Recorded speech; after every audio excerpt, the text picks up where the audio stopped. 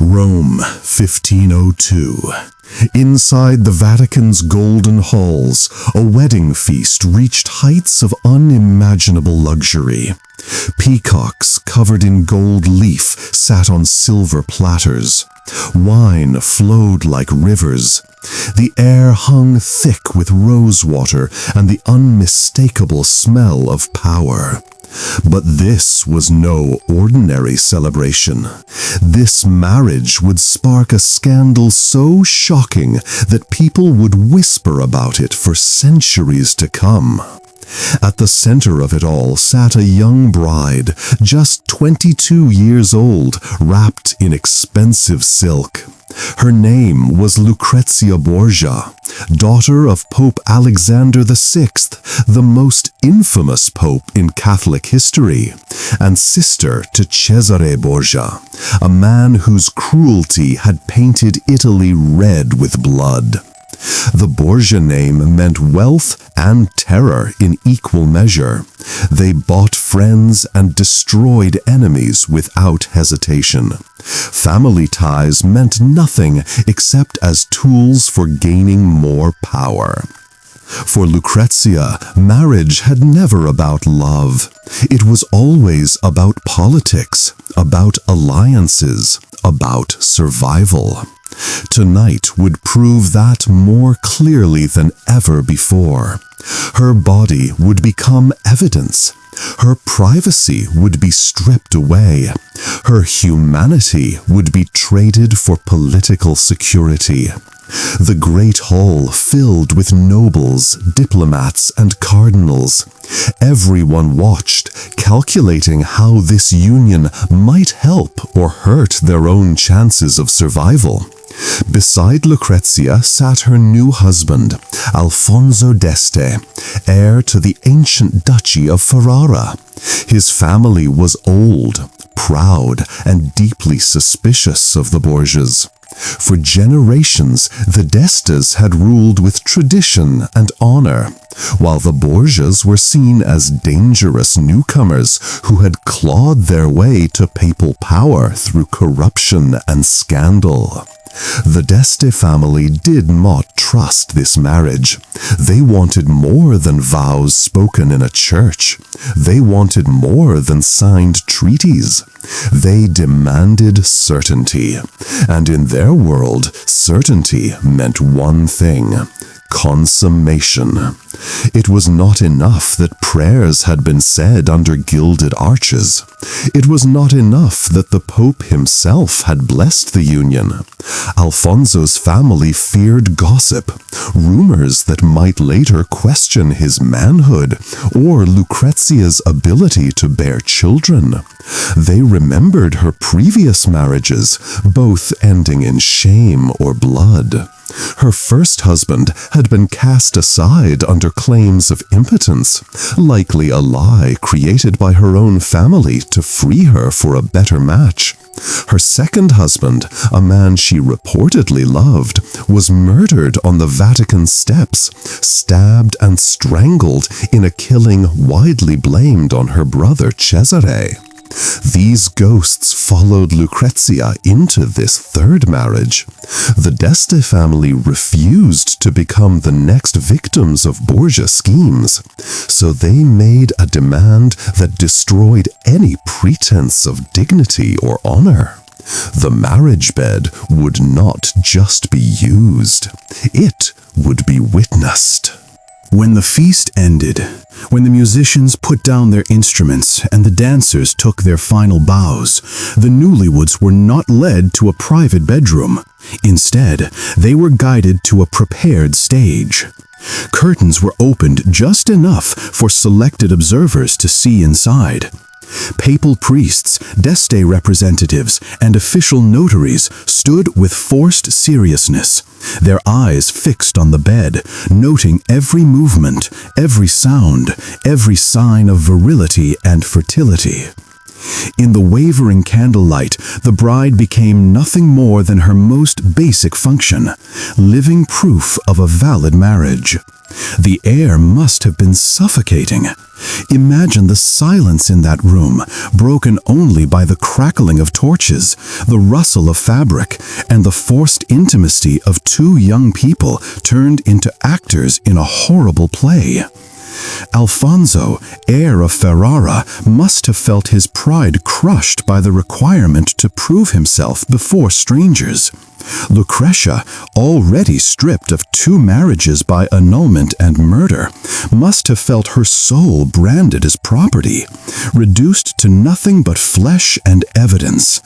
Every touch served as contract, every gasp was recorded, every detail was stored for later testimony. But here is the part that history barely speaks aloud. It did not happen once.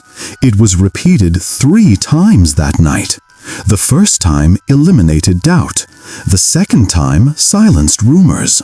The third time locked the alliance beyond any challenge. Each time, the watchers held their positions, eyes cold as steel, their pens and tongues ready to swear to what they had seen. 3 times that night, while they all watched, the bride's body became a legal document.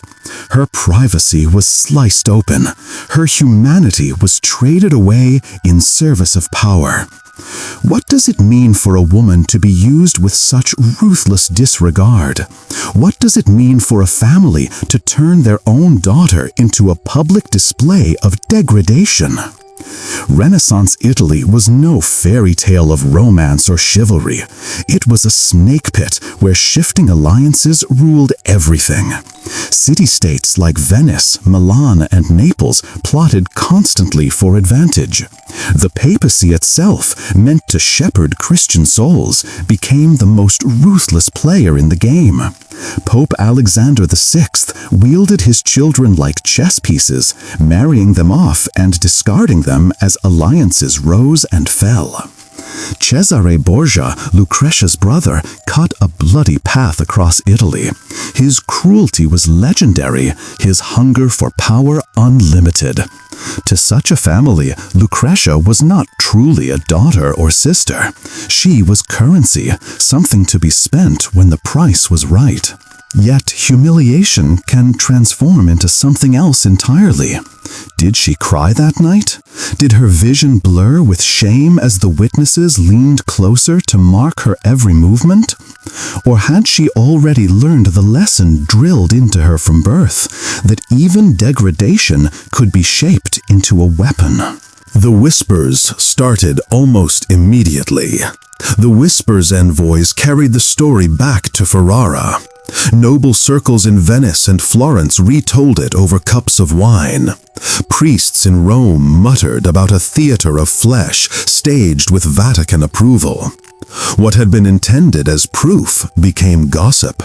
What had been meant as disgrace hardened into legend. Everyone knew now. Alfonso d'Este was virile. Lucrezia was fertile. There could be no annulment, no talk of impotence, no way to unravel the union. The alliance was written into their bodies, sealed in a way that no document could match. The small details of that night remain haunting. A notary lifting his pen, squinting through wavering candlelight. A priest clutching his rosary, murmuring prayers while his eyes betrayed his supposed holiness. A d'Este representative shifting uncomfortably, trapped between duty and disgust. And beyond them all, Lucrezia, the bride whose life had been bargained away more times than she could remember, lying under the scrutiny of men who saw not a person, but proof, a body turned into the ink of a contract. Here is where the story bends in an unexpected way. In that same act of being shamed, the young woman gained something no one had anticipated: leverage. For once, the evidence could not be twisted against her. She had done what was required in a way that no one could deny. No rumor could dissolve this marriage. No lie could erase sworn testimony. The grotesque spectacle that stripped her dignity also equipped her with legitimacy. In Ferrara, legitimacy kept you alive. This was the paradox of Renaissance Italy. The same world that forged weapons out of shame could also hammer power from it. What was designed to imprison her became the foundation of her authority. What was meant to degrade her hardened into armor she would wear in the years ahead. That first night in Ferrara was not a simple consummation. It was political drama written on human flesh, a grim covenant sealed by candlelight. In that theater, Lucrezia Borgia learned the harshest lesson of her life. Survival required turning every wound into strength, every humiliation into power. The phrase that history pinned to this dark chapter is stark and chilling. 3 times that night, while they all watched. Those words would echo through the centuries, a reminder of how far power-hungry families would go to secure their position. But they would also become something else, the foundation stone of Lucrezia's transformation from victim to victor. In the weeks after that night, Lucrezia would discover that once shame is dragged fully into daylight, it cannot be weaponized in the same way again. What her enemies believed would break her instead released her grip on fear. The worst had already happened, and she had survived it. Now she could begin to build something new. After that night in 1502, when Lucrezia Borgia's body was made into proof and her dignity into public display, the refrain of 3 times that night washed across Italy like a dark tide. Yet what first appeared to be her ultimate humiliation became the crucible that remade her. From pawn to duchess, from scandal to endurance, Lucrezia reshaped the theater of her humiliation into the stage of her authority. In Ferrara, the memory of that grotesque consummation followed her like a shadow. The d'Este family, ancient and proud, had secured what they demanded: certainty. Their heir had proven his potency, and Lucrezia her fertility. No annulment could sever the bond. No rumor of impotence could poison it. Even so, while Ferrara's nobles looked down on the woman they saw as a stained Borgia, Lucrezia sharpened an unexpected blade: resilience. In the weeks after she arrived, the court's whispers grew cruel. Some women giggled behind fans, calling her the bride of the stage. Men drank and retold the triple act, adding flourishes as wine loosened their tongues. Priests who had been present hinted at selected details in guarded gossip. For most women of that era, such infamy would have been a prison with no key. But Lucrezia grasped a truth her enemies failed to see. Once shame is dragged fully into daylight, it cannot be weaponized in the same way again. What they believed would break her instead freed her from fear. Her approach was quiet at first. She did not fight the rumors. She allowed them to circle, knowing that resistance would feed them. Instead, she began to weave a new narrative around herself. She charmed the Ferrara court with wit, composure, and poise, so disarming that scandal lost its edge. Visitors who arrived expecting a notorious daughter of a corrupt pope departed surprised by her grace. Bit by bit, her standing changed, not erased, but reshaped. She became not the captive of disgrace, but the woman who carried it without flinching. And poise in politics converts into influence. Ferrara's people learned to regard her differently too. While the d'Este nobles clung to their suspicions, ordinary citizens began to notice the young duchess's devotion. She moved among them, distributing alms, attending religious festivals, and speaking with a tenderness that contradicted the Borgia name. Mothers whispered that she smiled at their children. Priests murmured that she knelt in prayer longer than many of her peers. It did not take long before she was no longer the Borgia bride. She became La Buena Duchessa, the good duchess. Yet this transformation did not rest on charm alone. It was forged within the brutal schooling of her family's world. Lucrezia understood the stagecraft of politics as well as anyone. She had watched her brother Cesare wield armies and assassinations to carve his path through Italy. She had watched her father use marriages like blades, discarding men the instant they lost usefulness. She knew that survival depended not only on appearances, but on controlling the narrative. So she built a new stage in Ferrara. Lucrezia established salons, glittering gatherings where poets, philosophers, and scholars debated under her patronage. She filled halls with discussions of Plato, recitations of Ariosto, and the music of court composers. In those rooms, the whispers of scandal thinned into echoes of intellectual brilliance.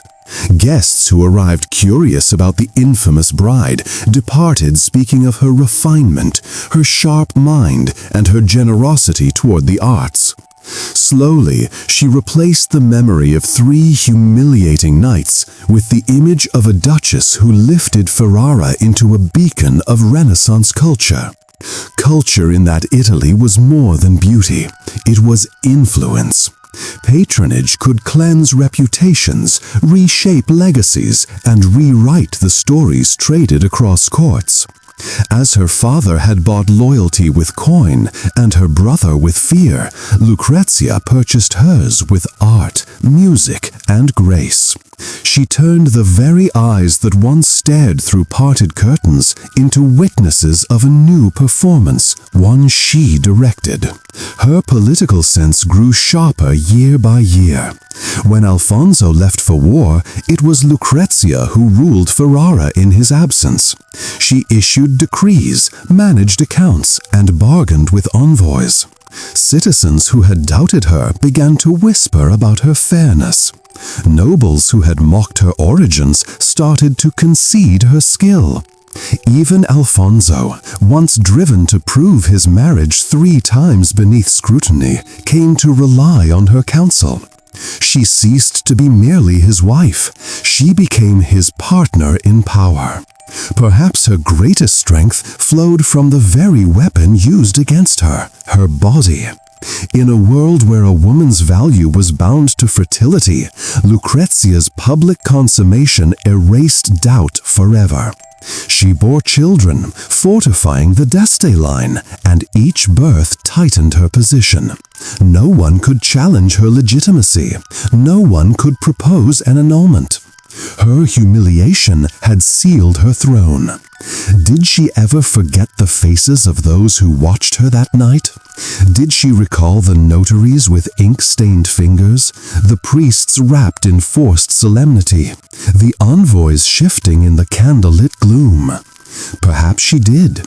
Perhaps she carried those images as scars.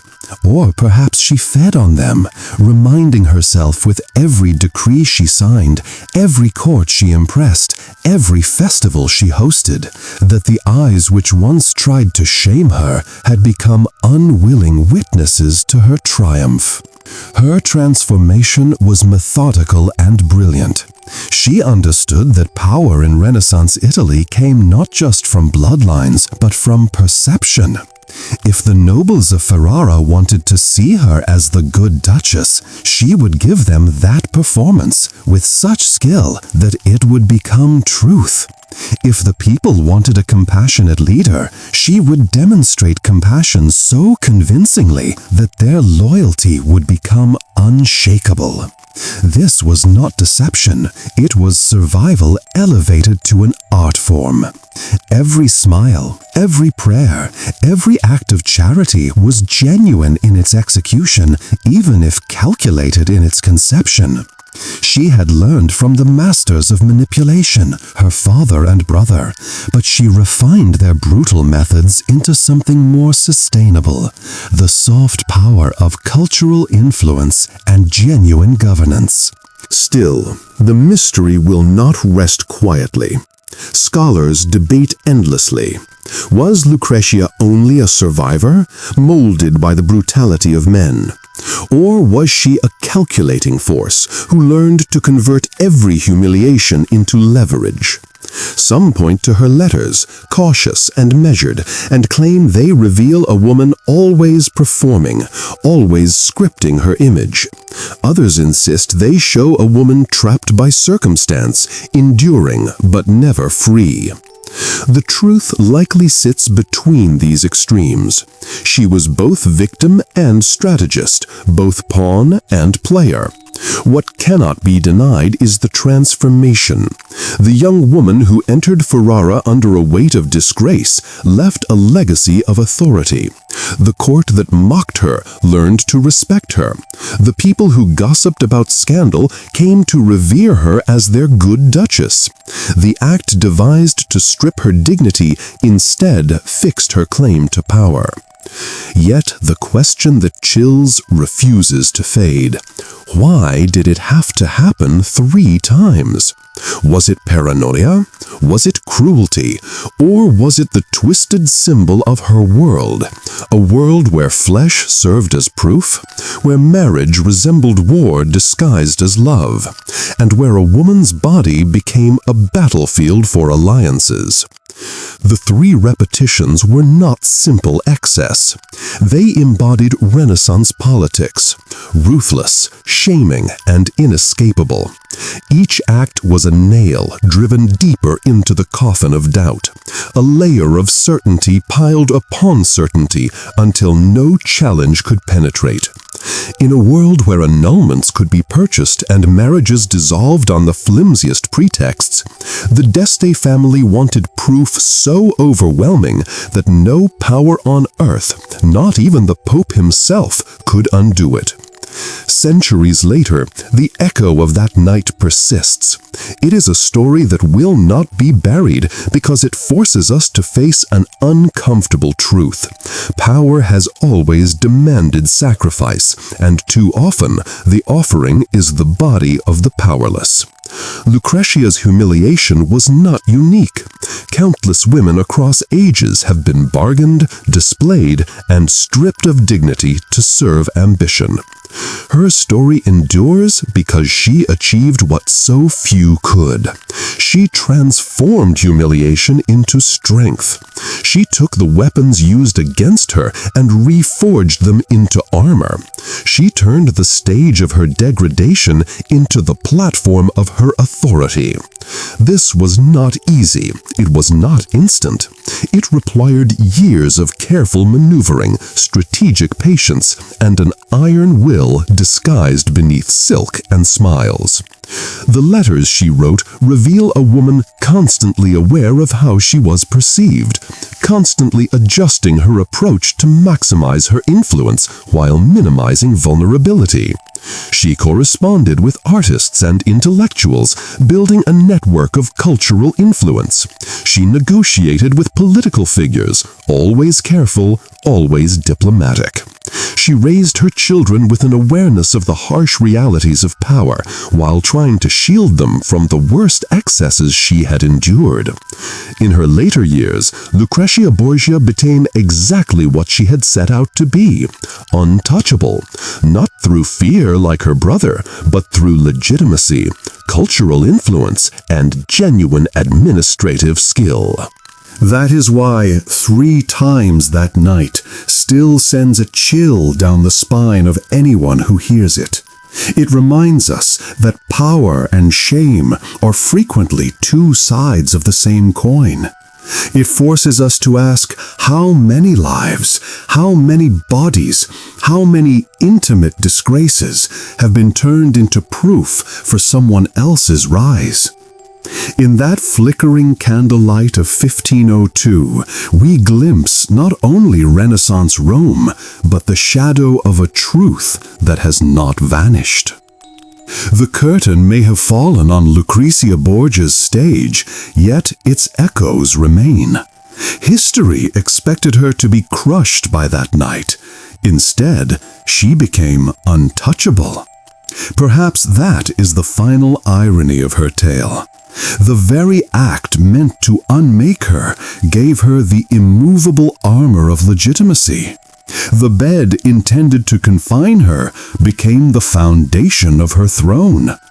The eyes that once watched in silence became unwilling witnesses to her transformation from scandal to power. Her legacy is complex and contradictory, like the woman herself. In Ferrara, she is remembered as the good Duchess, a patron of the arts, a capable ruler, and a devoted mother. In broader history, she remains forever linked to the Borgia name, to scandal and intrigue, to that night when her privacy was stolen and her body made into evidence. But perhaps the most important legacy is this. Lucrezia Borgia proved that even in the darkest circumstances, even when stripped of dignity and humanity, a woman could find a way to survive and even thrive.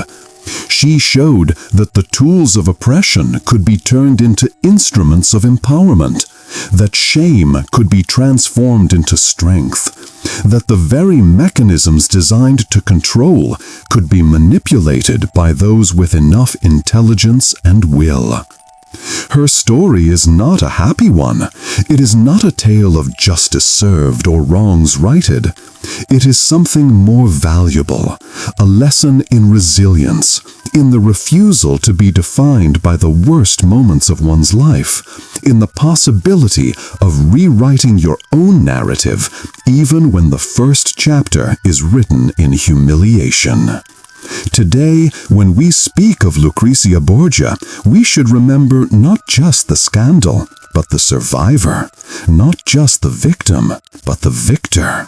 We should remember that she lived in a world that gave women almost no power, yet she found ways to claim it. She lived in a family that saw her as a tool, yet she became a leader. She endured a night that should have destroyed her, yet she built a legacy that has outlasted all her tormentors. 3 times that night, while they all watched, those words will always carry the weight of horror, the violation of privacy, the reduction of a human being to mere function. But they also carry something else now, the beginning of a transformation, the first chapter of a comeback, the foundation of a power that would prove unshakable. If you found this story gripping, subscribe to Echoes of History for more untold stories from the shadows of the past. History is never just about dates and events. It is about people, about choices made under impossible circumstances, about the ways humans survive and adapt and overcome.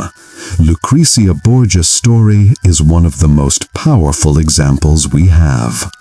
Her throne was built on shame, but it stood on strength.